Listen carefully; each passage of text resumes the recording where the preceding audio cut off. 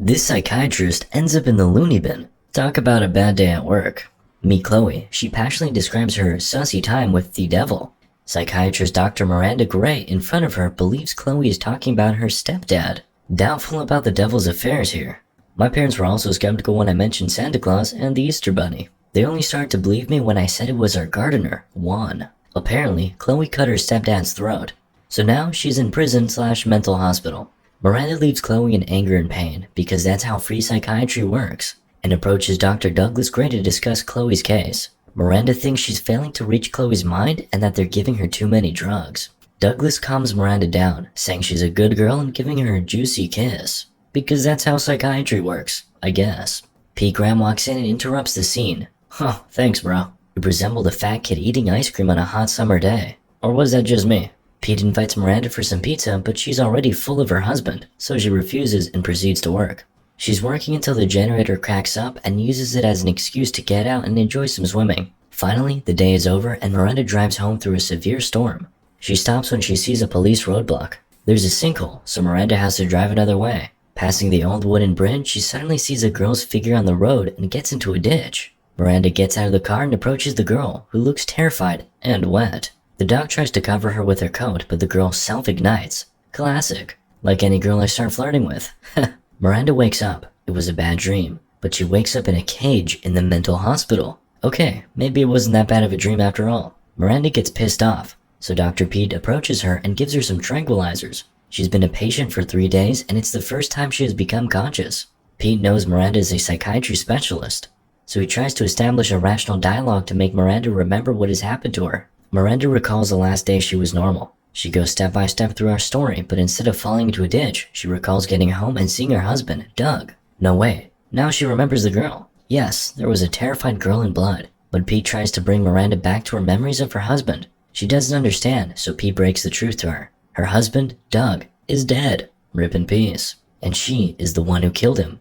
Oh, that's tough. So Miranda goes into denial and gets another dose of drugs. After some demonic dreams, Miranda wakes up and goes on a walk in her new home. Now she's a patient in her hospital. Chloe approaches her new mental buddy and handles her a note from a newspaper, where Miranda reads about her murdering Doug. The next day, or night, the darn place has no windows, Miranda wakes up feeling like someone's in the room with her. She approaches a glass door and sees somebody writing, "Not alone." Spooky. Ghosty flies around Miranda more until she falls asleep and wakes up from doctors giving her medicine. Then she goes to shower.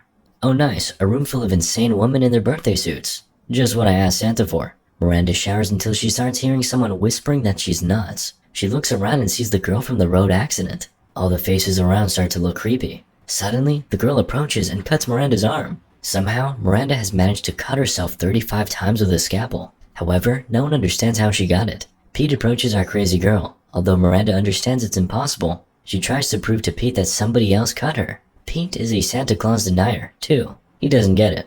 After an intimate dialogue, we learn that Pete wanted to have sussy time with Miranda, and she possibly wanted it too, but they didn't because of her husband. While outside, Miranda approaches Phil, her ex-colleague, and asks him to change her treating doctor from Pete to somebody else. Apparently, Miranda killed the only other doctor in this hospital, so this is impossible. After a while, Miranda meets her attorney named Teddy. Man's got bad news. The hearing is next week and things are bad for our suspect girl. The sheriff saw her driving home. Prints are on the murder weapon. Neighbors heard the screams.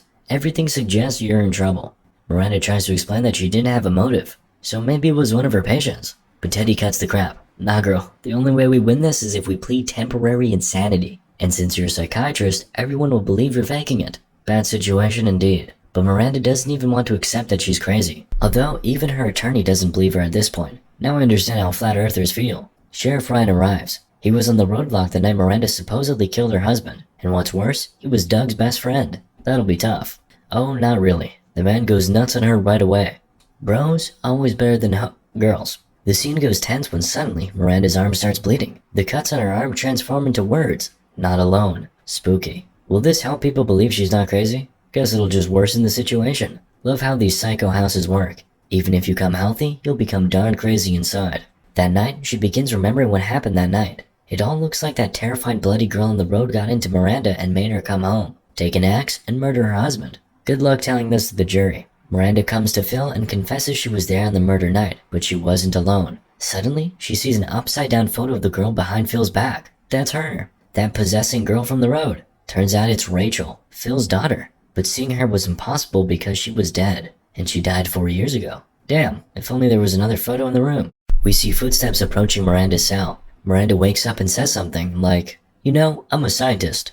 Ghosts don't exist, but if you're a ghost of Rachel, then let me out of this cell." And the cell opens. Whoa, it was that easy. They'll be the best of partners. Crazy scientist and her friend Rachel the dead. Now let's rob some banks. Straight to the deal. Miranda sneaks into the hall. Luckily, she worked there and knows all the ways around. She sees creepy walking Rachel and runs away from her. Stupid. She's your buddy now. Follow her. Miranda acts quite smart for a crazy girl, like she's used to breaking into houses. Anyways, she gets into Pete's office. There she gets keys and finds a photo of her with Pete.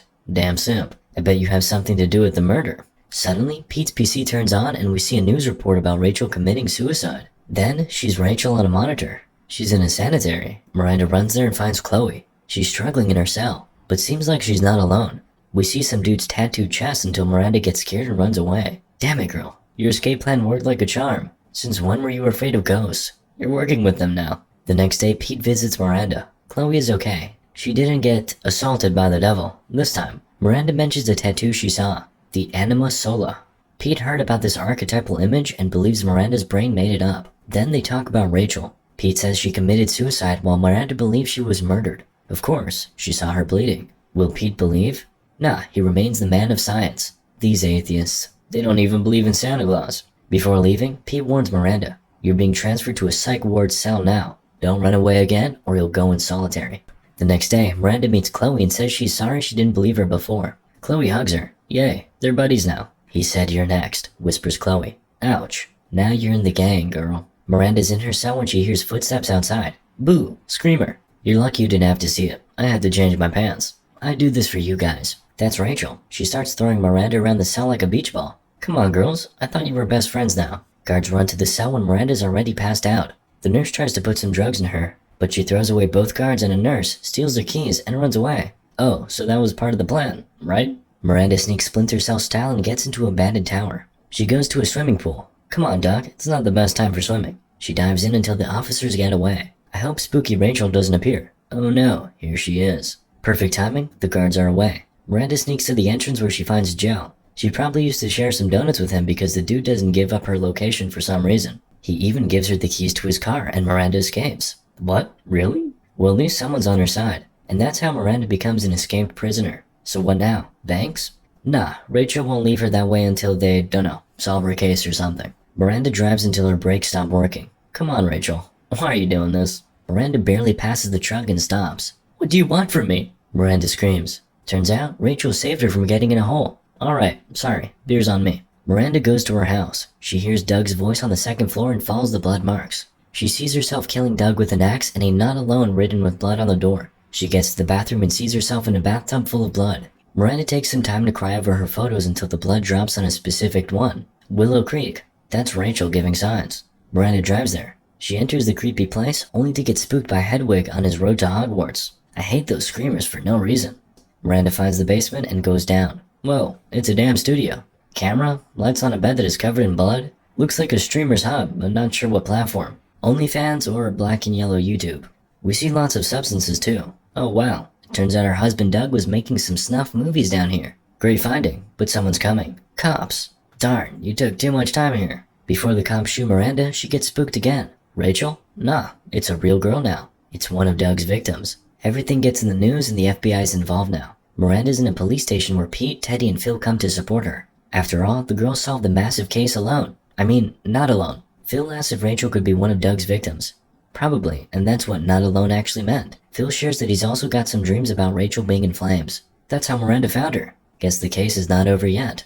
Miranda believes the case is somehow connected with the ghost assaulting woman in prison. She tries to tell this to Pete, but he doesn't want to listen. Ghosts don't exist, blah blah blah. But in the office, Pete realizes it's cooler to be a believer and starts digging into Anima Sola's tattoo. Back in the cell, Sheriff Bob comes to visit Miranda. She tells him that not alone possibly means that there were two killers. So Doug was acting with someone. Bob asks her who it could be. Some friend of Doug, a sicko with a hard childhood. Someone who thought about assaulting his mom and possibly hurting animals. Bob gets nervous. Alright, you guys guessed it. He's the second killer. He tries to tranquilize Miranda, but she fights back. During the fight, she reveals his chest. The tattoo. It's there. The light goes off. Thanks, Rachel. And Miranda manages to stick a syringe in Bob and run away. Too bad they're all alone in this darn police station, locked. Miranda hides under the table and finds a gun there. Bob gets distracted by a shadow. Rachel again? Yep, now Bob sees her too. Bob shoots at a gas pipe and gets fired when Miranda finishes the job with a clear headshot. And Pete comes. Perfect timing, bro. After some time, we see Miranda and Chloe casually walking in the street, enjoying their time. Chloe gets a job and leaves, while Miranda keeps seeing ghosts of missing people. Wasn't she like crazy, sitting in prison for murder? Guess you can make anyone a believer if you try hard. Moral of the story? Santa Claus is real.